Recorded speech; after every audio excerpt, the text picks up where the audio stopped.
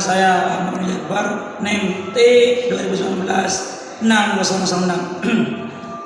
Saya dari DPI 1. Pada mata kuliah fikih ini, saya akan menjelaskan tentang haji. Haji itu dalam bahasa artinya adalah mengunjungi sesuatu dengan sengaja. Terus menurut istilah, haji itu adalah mengunjungi Ka'bah dengan sengaja dengan ketentuan tertentu. Nah, ketentuan apa? Yaitu ada ketentuan rukun dan ketentuan yang wajib. Pertama, rukun haji. Nah, rukun haji ini apa artinya? Yaitu suatu kelakuan yang wajib dilakukan, yang harus dilakukan oleh orang yang berhaji, dan ketika tidak melakukan maka tidak bisa diganti dengan denda. Jadi garis bawahnya itu tidak bisa diganti dengan denda. Nah, tapi kalau wajib haji itu suatu perilaku yang wajib dilakukan oleh seorang haji, tapi ketika tidak melakukannya boleh diganti dengan denda atau dam. Nah, terus dari rukun haji itu ada 4. Yang pertama itu ihram, terus ada ihram, ada wukuf, ada tawaf ibadah, dan ada tahallul. Nah, dari empat ini wajib dilakukan oleh seorang haji dan tidak bisa digantikan oleh denda. Tertib terutamanya harus tertib. Pertama dari ihram, terus dari wukuf, tawaf, dan tahallul. Ya, wajib haji tadi sudah dijelaskan bahwa ketika dalam melakukan wajib haji itu bisa diganti dengan denda. Nah, tapi alangkah baiknya itu dikerjakan. Apa aja wajib haji? Yaitu pertama ada niat ihram dari mikot. Terus yang kedua bermalam di Musdalifah. Ya, ini wajib ya bermalam, tapi ketika malam itu ya tidak apa-apa asalkan bayar denda. Nah, terus ada melontar jumratul Aqabah pada tanggal 10 Dzulhijjahnya. Nah, terus ada lagi melontar Jumratul Ula, Wusta, dan Aqabah pada tanggal 11, 12, dan 13 Dzulhijjah. Itu di bulan haji, yaitu ya pas pada pertama kan tertanggal 10 itu kan memang Idul Adha. Nah, terus 11, 12, 13 itu melontar Jumratul Ula, Wusta, dan Aqabah. Nah, terus ada bermalam di Mina juga, terus tawaf wada. Nah, dan menjauhkan diri dari yang diharamkan dalam berhaji. Jadi dari semua itu wajib haji ini boleh diganti dengan denda. Kalian tidak melakukan boleh, ya, tapi langkah baiknya melakukan. Okay.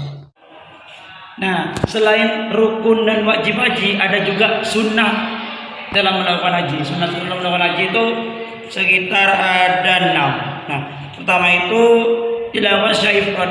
Ifrad itu apa? Ifrad itu melakukan haji dahulu baru umroh. Melakukan haji terlebih dahulu baru ke umroh. Itu ifrad. Nah, terus yang kedua itu membaca talbiyah. Nah, teman-teman pasti sudah tahu ya. Yang talbiyah itu apa? Itu labbaik Allahumma labbaik, labbaik la syarika laka labbaik, innal hamda wan ni'mata laka wal mulk la syarika lak. Itu bacaan talbiyah. Itu biasanya diucapkan setiap dalam hari-hari melakukan haji itu. Terus berdoa sudah talbiyah, ya. Sudah talbiyah itu ada doanya. Terus berzikir melakukan tawaf. Nah, ketika melakukan tawaf itu berzikir selain mengucapkan talbiyah itu berzikir juga. Ya. Jadi itu sunnah ketika kita melakukan haji. Terus ada lagi sholat 2 rakaat sesudah tawaf. Nah, ini ada sholat sunnah 2 rakaat setelahnya tawaf. Terus ini masuk Ka'bah ini sunnah. Umrah adalah ziarah ke Baitullah dengan tawaf mengelilingi Ka'bah 7 kali, sa'i berlari-lari kecil di antara 2 bukit Safa dan Marwah, hingga diakhiri dengan mencukur, gundul, ataupun memendekkan rambut kepala.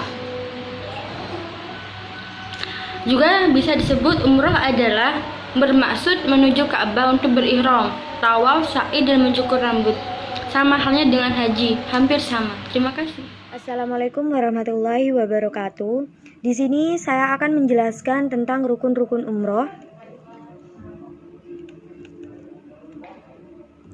Rukun-rukun umroh itu yang pertama adalah ihram, kemudian dilanjutkan dengan tawaf umroh, dan kemudian sa'i antara Bukit Safa dan Marwah, dan juga tahallul dan tertib. Maksud dari tertib adalah urutannya itu dilakukan sesuai dengan urutan yang sudah ada dan tidak boleh dibolak-balik. Wajibnya umroh adalah niat ihram dari mikot dan tidak melakukan hal yang dilarang. Cara melakukan umroh yaitu dengan mikot dan disertai dengan niat, kemudian tawaf dan sa'i, tahallul, tertib, dan menjauhkan diri dari larangan-larangan yang sudah ditentukan. Tawaf sendiri artinya adalah mengelilingi Ka'bah sebanyak 7 kali, dan sa'i adalah lari kecil dari Bukit Safa ke Bukit Marwah. Hikmah ibadah haji dan umroh tersendiri adalah bisa melatih kedisiplinan dalam diri kita sendiri. Yang kedua, mewujudkan tali persaudaraan dan membuat hubungan-hubungan baru dengan banyak orang. Kemudian yang ketiga adalah memperoleh ketenangan batin, dan juga kita dapat mempelajari perjalanan hidup Nabi Ibrahim alaihissalam dan dapat menghilangkan serta mensucikan hati kita dari niat sombong. Di sini saya juga akan menjelaskan masalah-masalah kontemporer yang sering terjadi di ibadah haji dan umroh. Yang pertama yaitu banyak kasus di mana jamaah haji ini sering tersesat. Cara penyelesaiannya adalah ketua kloter mencatat identitas lengkap masing-masing seluruh anggota peserta ibadah haji dan umroh, dan kemudian tugas karom adalah mencari anggota ibadah haji dan umroh yang tersesat ataupun hilang. Permasalahan kedua yaitu permasalahan di bus angkutan jamaah haji dan umroh yang di Arafah Mina yang tidak dapat menampung.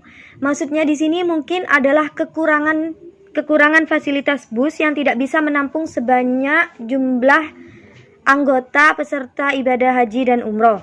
Cara penyelesaiannya adalah ketua kloter koordinasi dengan maktab dan sektor terus berupaya untuk meyakinkan dan menenangkan jamaah untuk selalu sabar menunggu bus yang berikutnya yang akan datang.